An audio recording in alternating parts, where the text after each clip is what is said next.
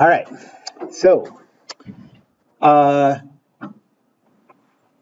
gonna talk about vectors to start, and in about the last 15 minutes. I mean, I don't know what I found yesterday in the class meeting was this stuff sort of felt like it dragged on. Everyone seemed like they were sort of losing focus or whatever, so I stopped a little bit early. We'll see how things go today, but at the end of class, we're going to do a quiz, the first quiz.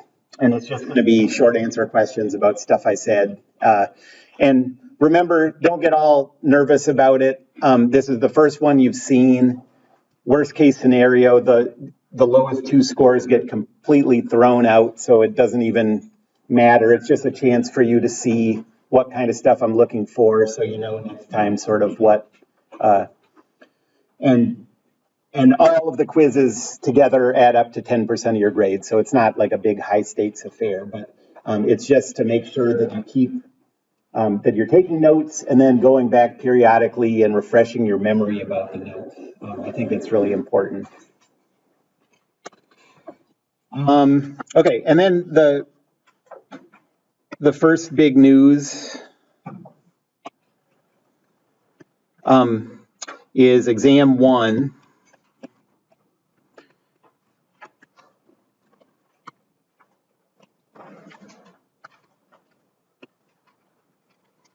Is 1 week from today, so it's in this class meeting next week.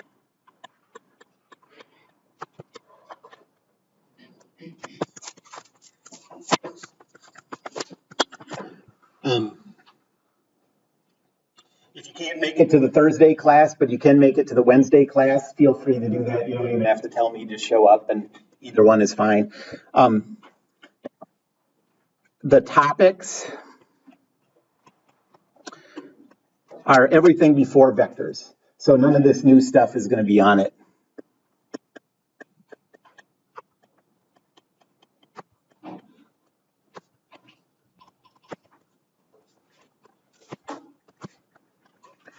And the questions are going to be like the daily and weekly homework assignment problems.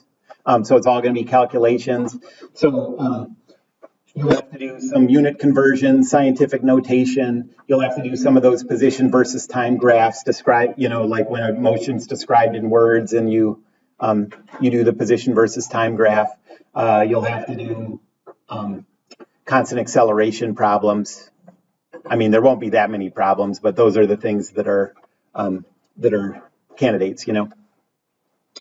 And I always try for an hour 20 class, I try to write the exams so that half of the class is already gone after an hour. That's what I sort of try to think of. So I try to make it so no one feels like you're racing against the clock. So you have time to like draw sketches, you know, like think about the motion, that kind of stuff. I don't think anyone should feel like you're rushed, you know.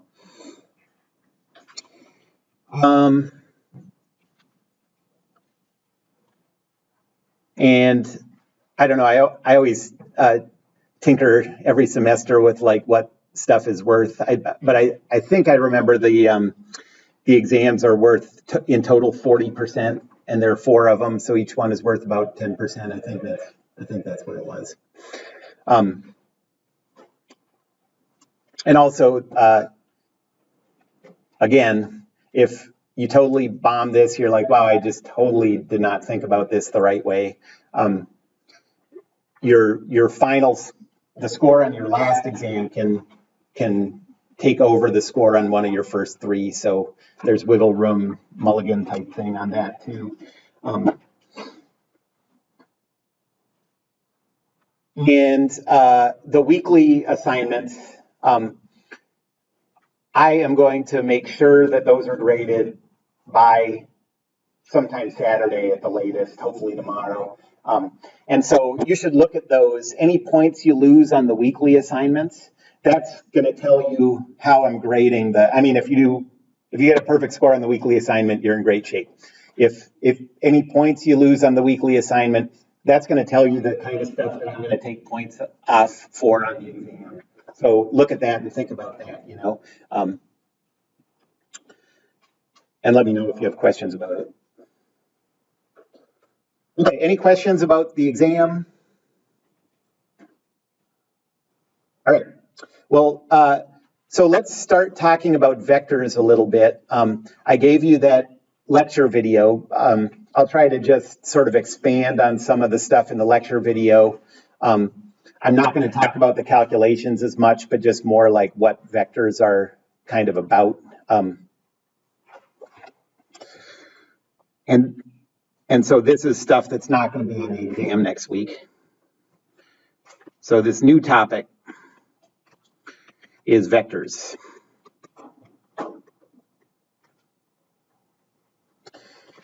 Well, the idea with vectors is, we've already in one dimension been talking about a lot of quantities that do have direction attached to them.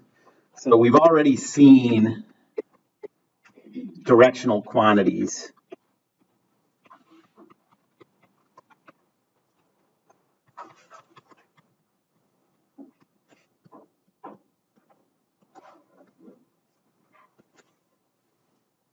The ones we've used the most are position, velocity, and acceleration.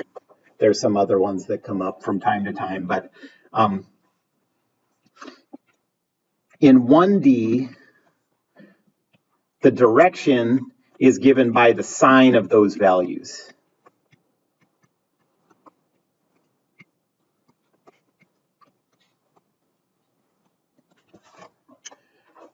So in 1D, we're talking about a particle moving along a line, okay? And at any instant, so this is the particle at some instant, there are only two choices which way it can go, this way or that way. And you can deal with those directions using sign because there's two signs, so if you choose a positive direction like this, then if that particle moves up and to the left, it's moving in the positive direction. And if it moves down and to the right, it's in the negative direction. Okay. In 2D, which is what we're going to get into, kinematics in 2 dimensions. So you can imagine something moving around in a plane or like on the surface of a table or something. At any given instant, the particle has infinitely many choices for direction. Okay, and so sign isn't enough. There's no way to put together positive and negative to express infinitely many directions. Okay, and so we need a new thing. So plus and minus aren't enough for direction anymore.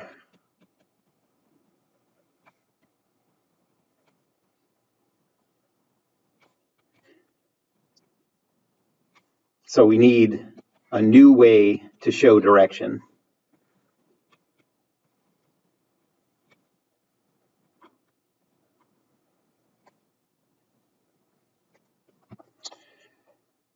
And the way we're going to do that is with vectors. Vectors, you can think of them as arrows in space that have a length and a direction.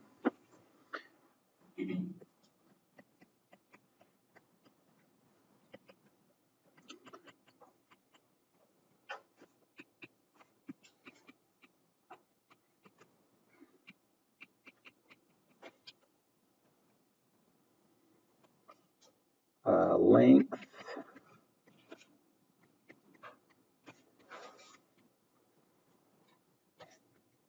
and direction. So you can think of that as a vector. I could have drawn that vector half that long or twice that long, and that length is important. And then the direction that it's pointing is the direction. And now, since it's an arrow, you can represent any direction in 2 dimensions.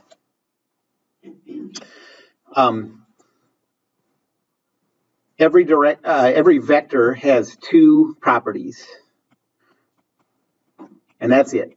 And that's a super quizzy type question, by the way. every vector has two properties.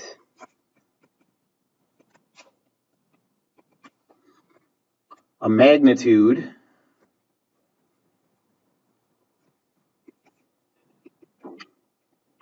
and that magnitude is given by the length,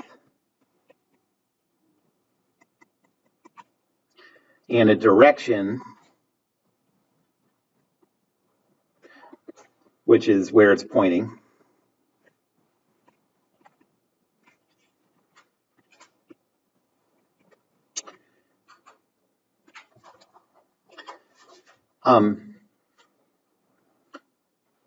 Vectors don't have signs on their own, they're mathematical objects.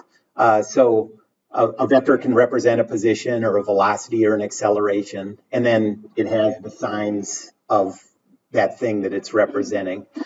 But it doesn't have its own units because it's like other mathematical objects, you know, a line or a triangle or something. It's a mathematical thing.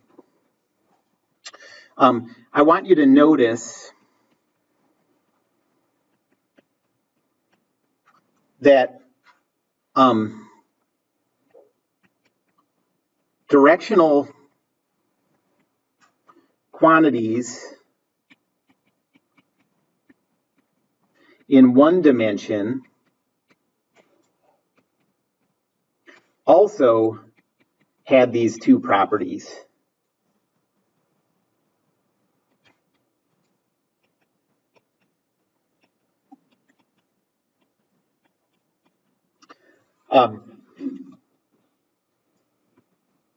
The magnitude was the absolute value.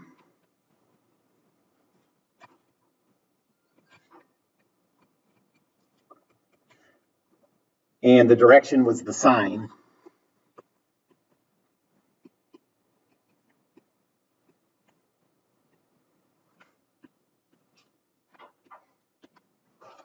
Okay, so like for example, if we had a thing where at a certain instant the velocity of an object was negative 30 meters per second, 30 meters per second was the magnitude,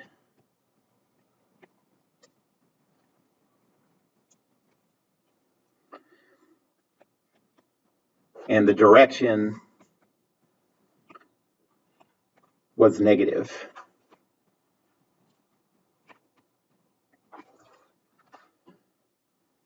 And we could have represented this with arrows the same way that vectors do.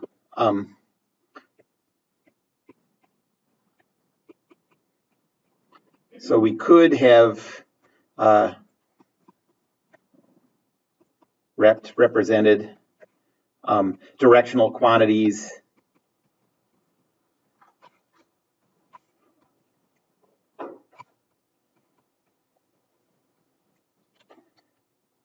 as arrows in 1D.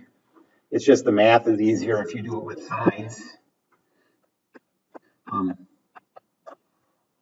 So for example, if we're talking about this 30 meters per second and say that we've chosen, so here's our line, you know, that we're moving along, and say that we've chosen our positive direction this way, and a velocity of negative 30 meters per second would have, I'm going to try to draw a straighter line than that.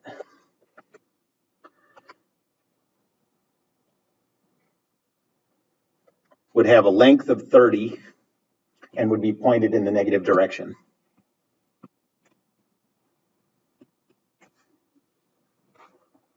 Okay, we could have done that. And then 1D, we would have been using vectors too. The vectors just would only have two choices of which way they pointed. So each arrow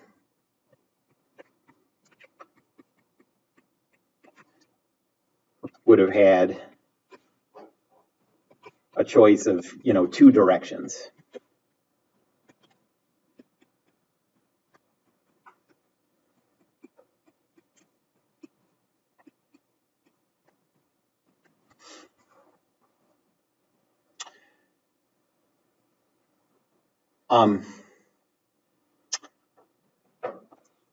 Okay, so when we go to 2D now, all of the things that these signed quantities that we used in 1D, position, velocity, and acceleration, those are going to be represented by vectors in 2D. So position, velocity, and acceleration, and some others that'll come up from time to time, will be vectors. And we're going to, when we talk about something being a vector, we're going to give its variable with an arrow over the top to indicate it's a vector, not a number. So this will be, we'll talk about the position vector like that, the velocity vector, and the acceleration vector.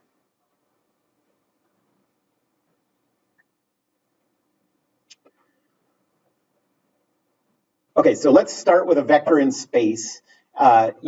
Make any choice. What did I choose for this one? I'll use this one again. Okay, so let's say this is our vector. I'm just going to copy it so it looks exactly the same.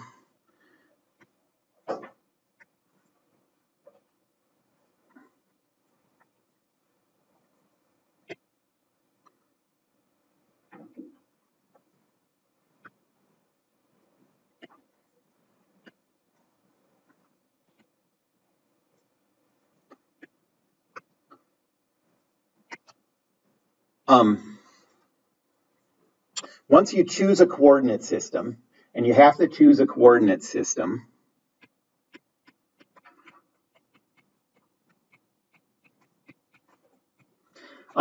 any vector can be represented by its components.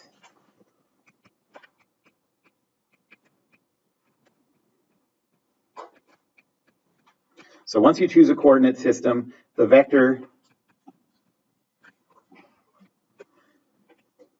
can be given as components.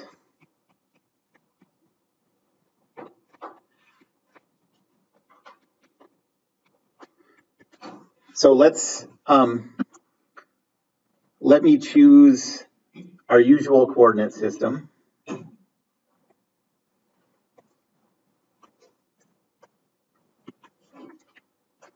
Okay.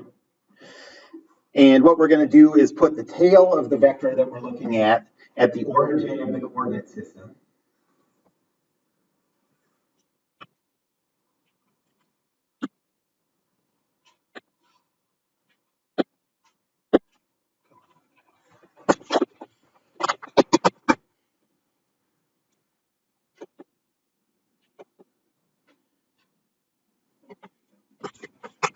So I want to put the tail of this vector.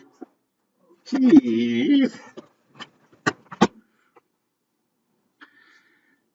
I think the Wi-Fi isn't as good here, and that is why I keep having problems with this computer. Okay, so let me take this.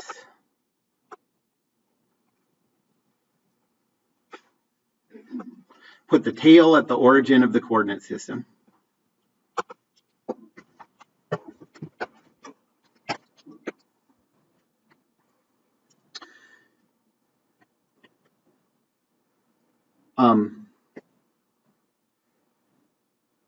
Okay, and to calculate the components then,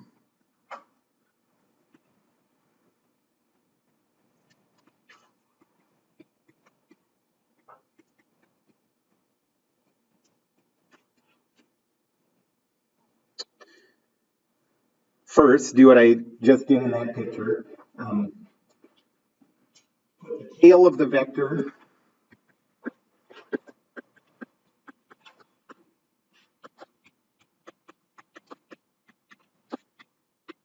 origin of the coordinate system.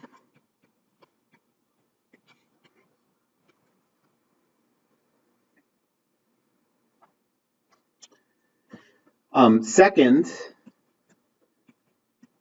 determine the counterclockwise angle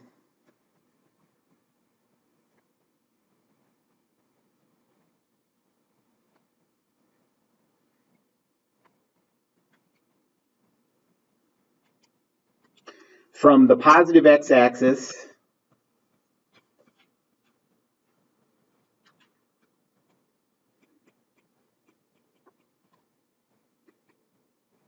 to the vector. So that would be this angle. Start at the positive x-axis, go counterclockwise to the vector, call that theta. Okay. And let's say that the length of this vector is L.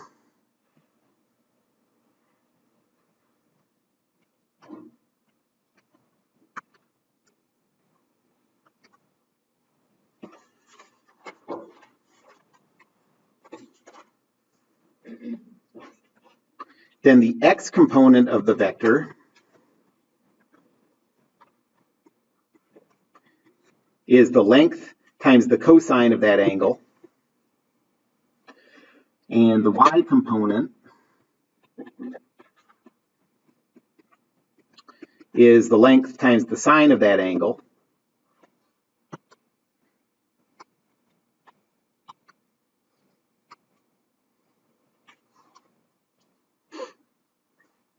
And the meaning of that is that you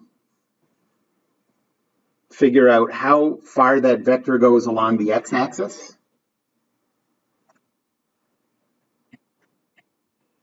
That's the x component. And then how far it goes along the y-axis. That's the y component.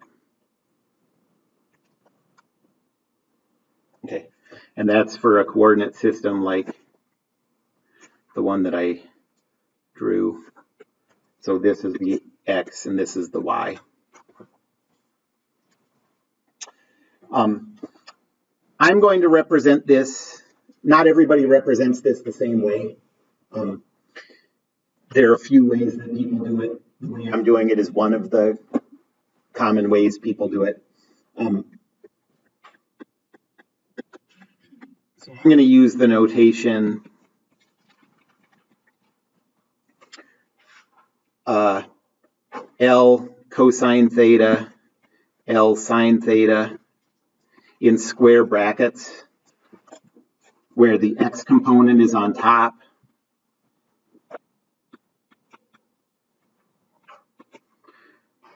and the y component is on the bottom. Some other common ones that are equivalent.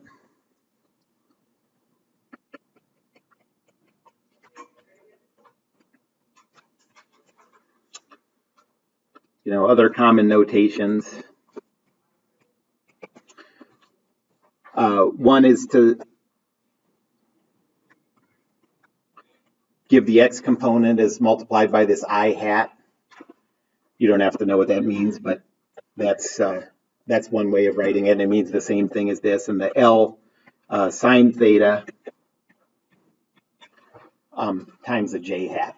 So if you see that, it means exactly the same thing as what I'll write as the x component on top and the y component on the bottom. Another way that you'll see it is L cosine theta, comma, L sine theta in whatever these kind of brackets are called. And then the last way that you'll see it sometimes is L cosine theta, L sine theta in parentheses.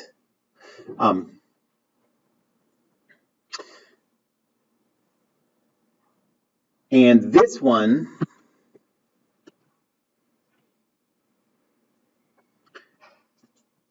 brings up an important parallel or equivalence, I guess, let's say.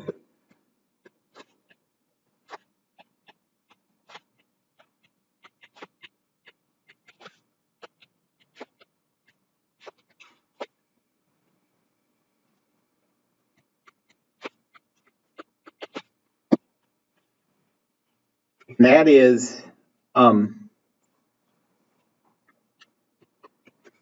if the tail of the vector is at the origin,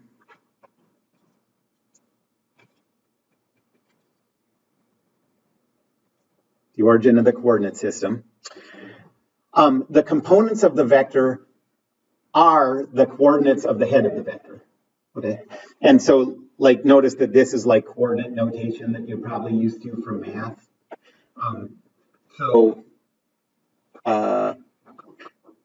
If the tail of the vector is at the origin, the components are the coordinates of the head.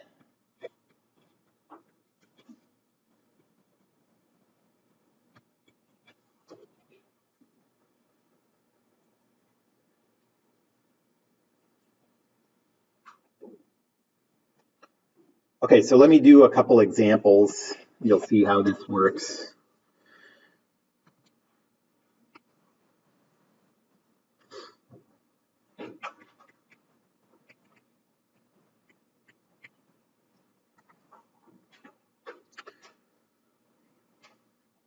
Okay, so let's say we have this vector. It has a length of 5.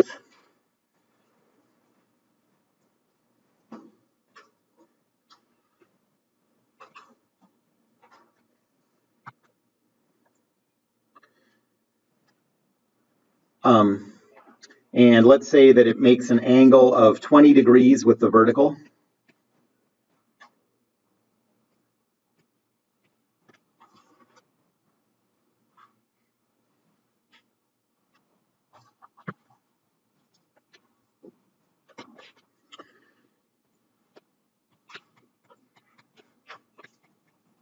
What are the components of this vector?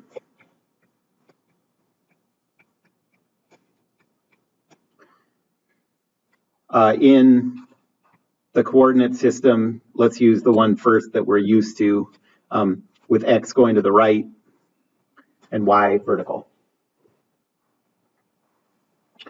Okay, so to do that, follow the steps that I gave above.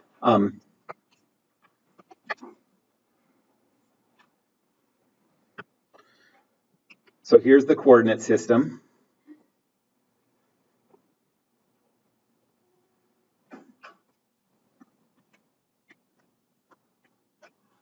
And now without changing the vector at all, we're just going to put the tail of that vector at the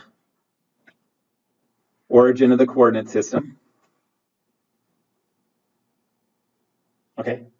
Our y-axis is vertical. We know that the vector makes an angle of 20 degrees with the vertical, so we know this is 20 degrees.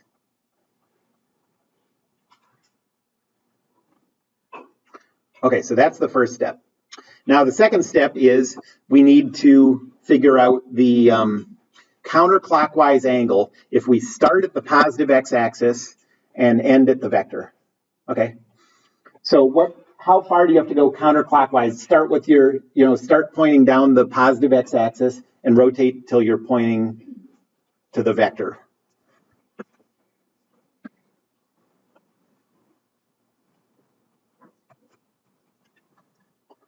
So the angle theta we're looking for is this. You can think of it as you have to go 90 degrees to get to the y-axis, another 20 degrees. So that angle is 110.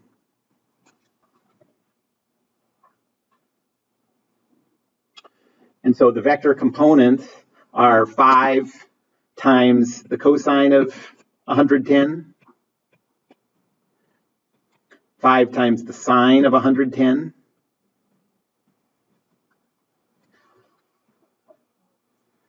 and you can just plug that into your calculator to get those values. Let me think if I can do this in my head.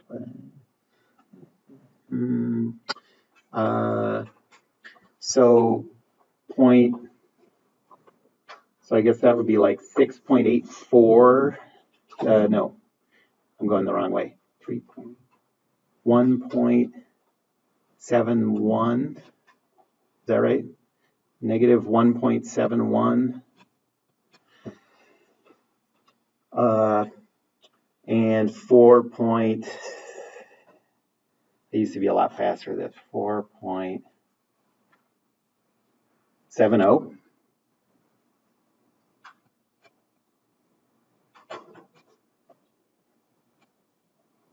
Can someone plug that in and see if that's about right? Okay. So there you go. And what that means, so what's the meaning of that? It means that if you, if you wanted to think of taking a trip where you started and ended at the same place as this arrow, but you only went along the X and Y axes, you would start out by going 1.71 in the direction of negative X, okay? And then you would go 4.70 in the direction of positive Y.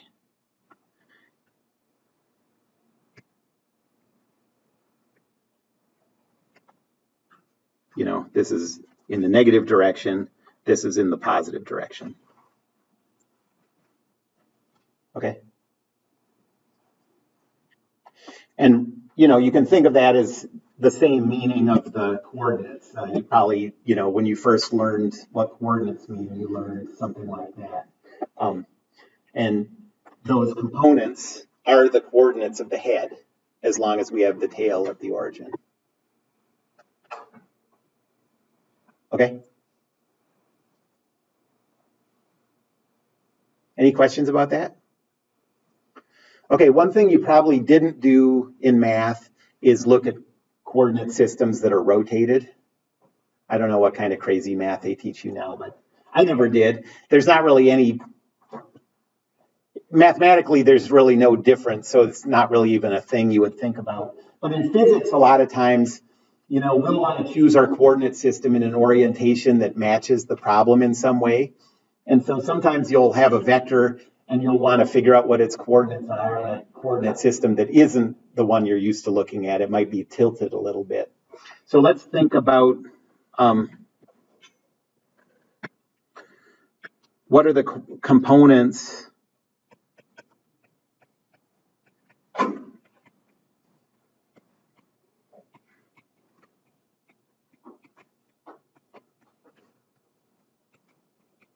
of that vector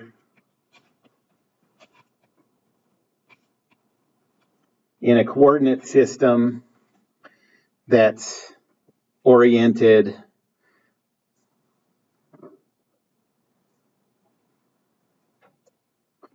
like this. So there's the x-axis, there's the y-axis, and if this is vertical, let's say this is 20 degrees.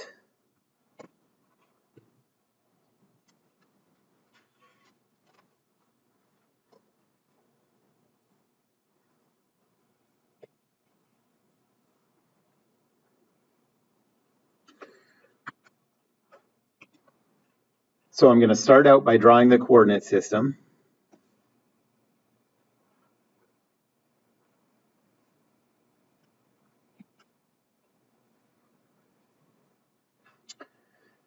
Now I'm going to put the tail of the vector at the origin of the coordinate system. And notice that so I chose this vector to be 20 degrees from vertical. I chose the y-axis of the coordinate system to be 20 degrees from vertical. And so when I put this vector here, it's just going to lie right along the y-axis. And so my vector looks like this.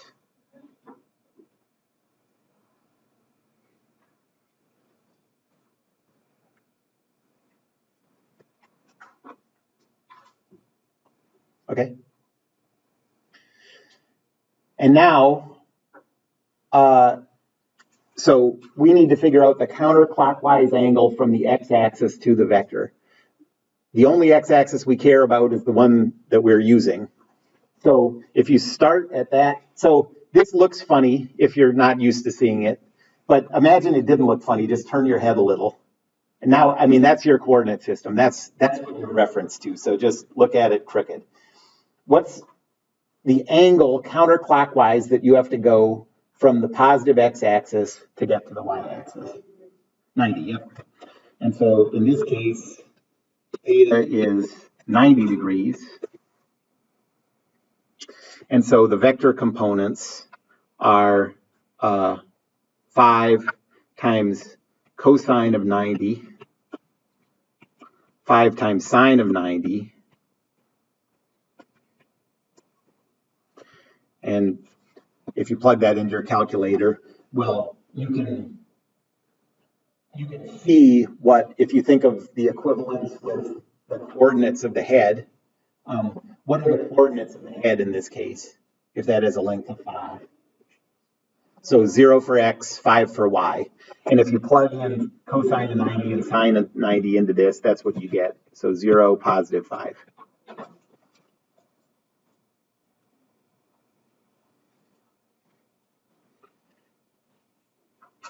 One thing I want you to be aware of, because sometimes it's easier to do it this way. I mean, not always, just some problems it's easier. You can also go clockwise from the x-axis as long as you call the angle negative. Okay.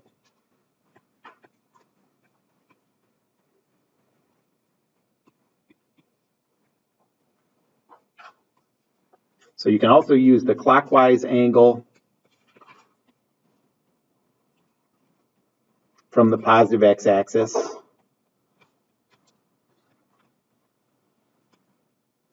Just call it negative.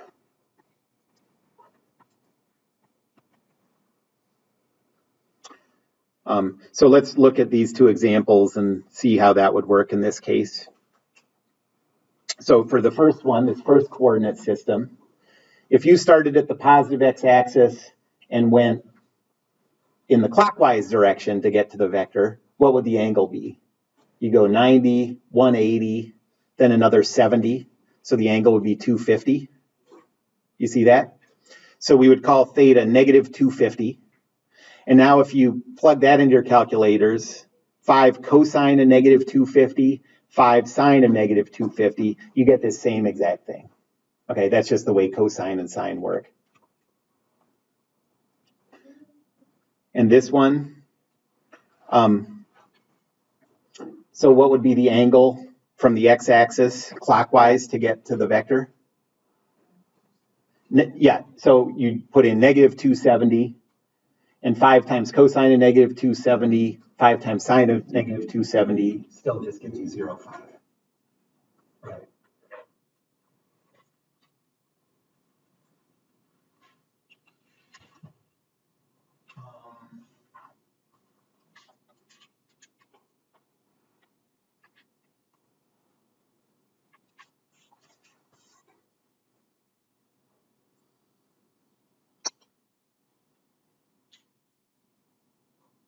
Something else I wanted to do.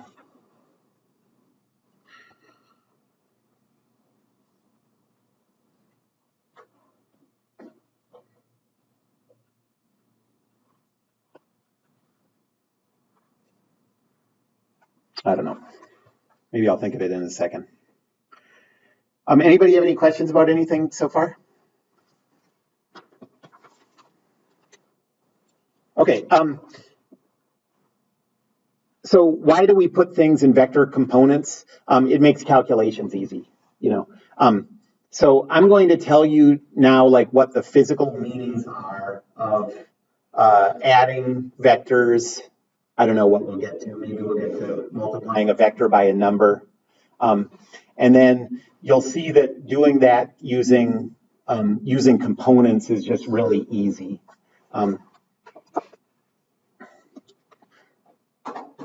So vector calculations.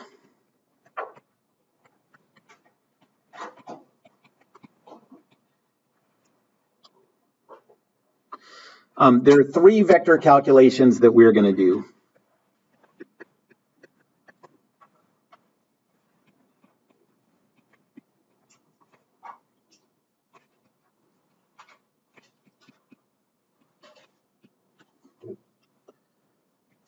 Adding two vectors,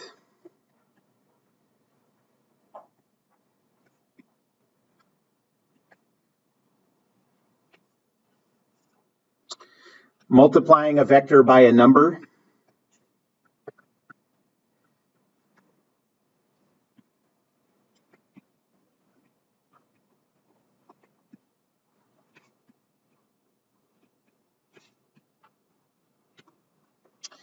and calculating the magnitude of a vector.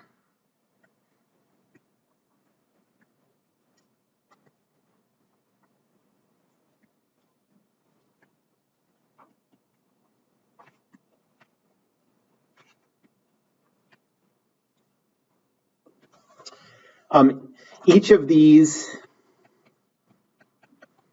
has a graphical, physical meaning.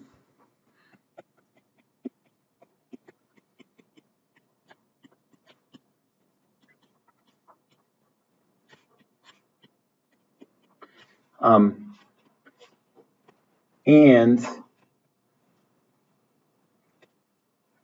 an easy calculation approach once you have the vector components.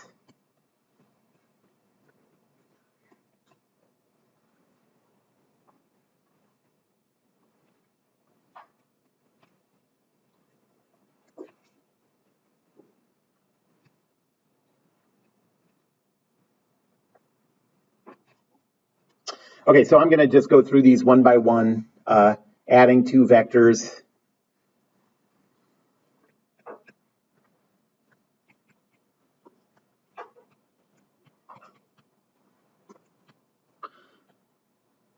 And we've already sort of done this because the idea of components is that you're adding those two components to get the final total vector.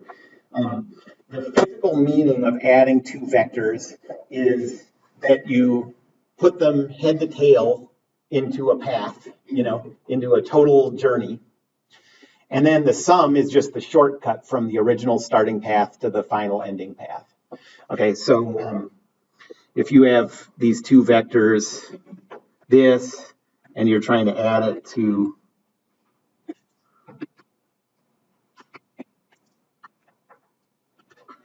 this, okay. I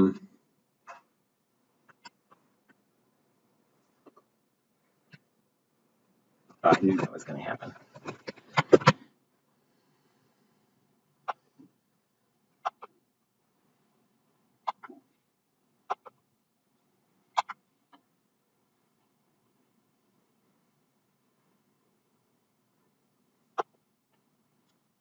Okay, so that, and so before I put the next one on, so what we're doing is you're thinking of, you're picking one of these two, and it doesn't matter which one. You can go in either order, you get the same answer. But one of those two you're going to take as the starting leg of your journey, And so we put this one down, and the start of the whole journey is the tail of that vector, right? And then you follow the vector along its path to where you have lunch or whatever. And then after lunch, you take the second one. I mean, you can't actually have lunch or you're going to run out of time on the test.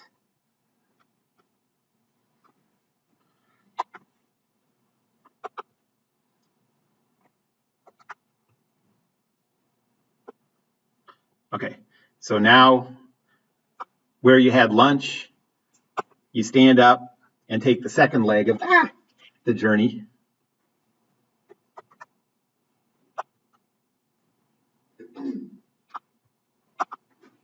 Okay, and so then the sum of those two vectors is just a shortcut of the trip, like imagine, so you add these two vectors and then you tell your friends, like, I'll meet you there, and you're like, don't do what I did, just take this, just go straight this way from where you started to the end. Okay. So that's the idea of adding vectors. You think of the whole thing as a trip, and the sum is just the shortcut of the trip. If I did it in the other order, you would just have, like, imagine this vector going first, put it at the starting point, then put the second vector at that intermediate point, and you'd end up at the exact same place. So order does not matter.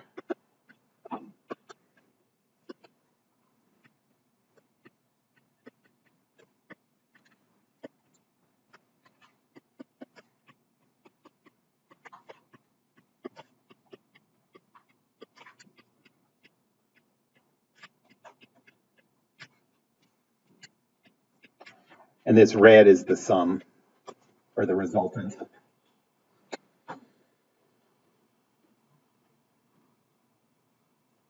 And look back for a second at the way components work. So you can see that what that is, when you're coming up with components, is you're just coming up with two vectors that are parallel to the x and y axis, that when you add them together, you get the original vector. That's what components are.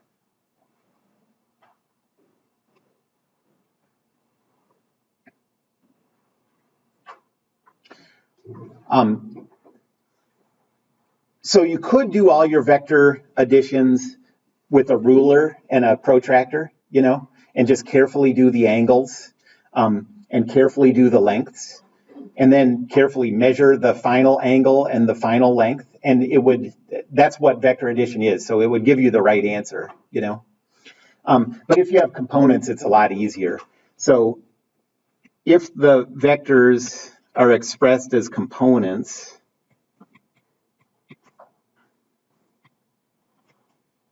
given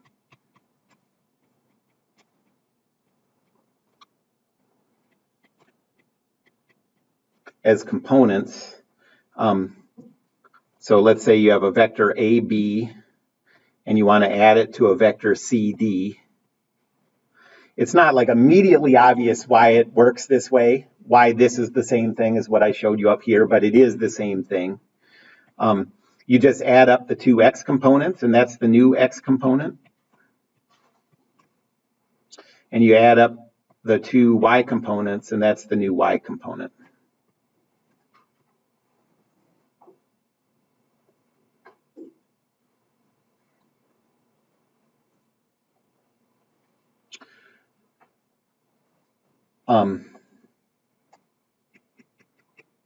That does the same thing. It's a little surprising at first that it does, but it does.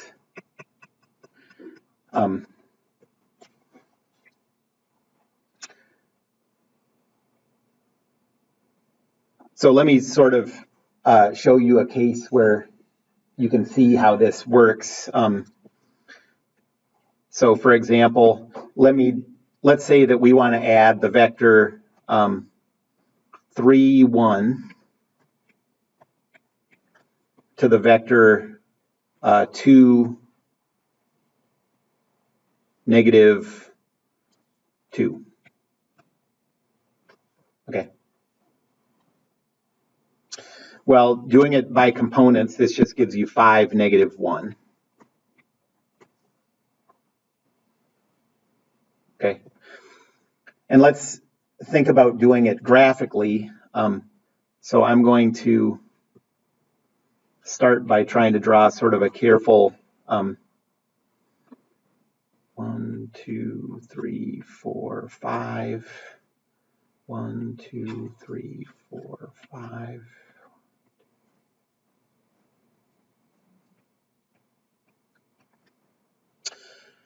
And I'm going to start, so if you think of this as a trip with two legs, I'm going to start it at the origin, because then I know my final vector is going to be at the origin, and it's easy to tell what its components are.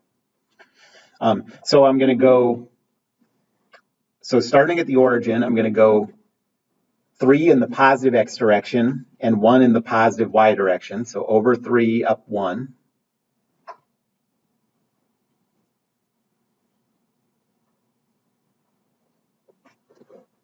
Okay. And then I'm going to take the second leg of this trip and go 2 in the positive x direction and 2 in the negative y direction. So I'm going to go 1, 2 this way, 1, 2 this way.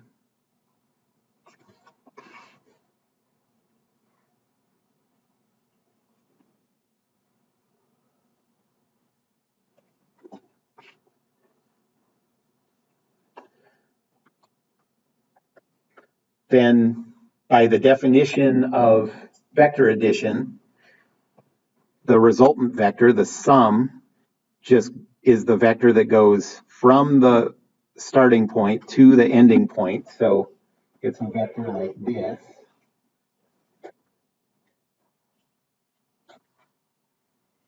Okay. Well, what are the coordinates of the head of that red vector? It's 5, negative 1, and it matches what we got with the components, yeah. Okay.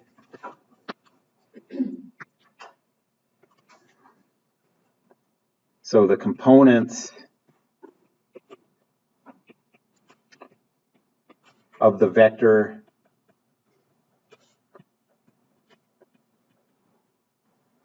we found graphically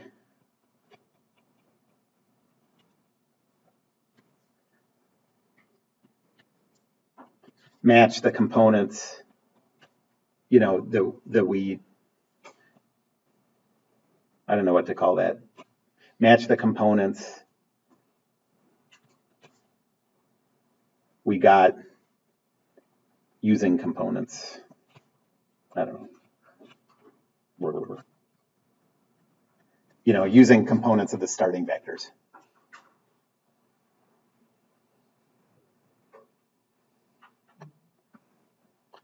Any questions about that?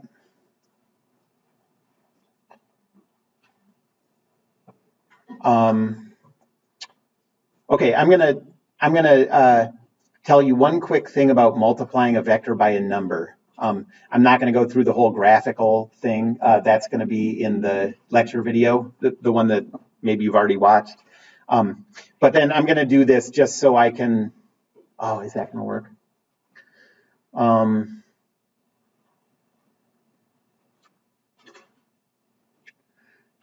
No, I'm just going to stop there. Okay. And so if any of you have any questions, so I'm not going to get to that number you asked about, but if you have any questions about the homework as you go through it, send me an email and I can answer questions.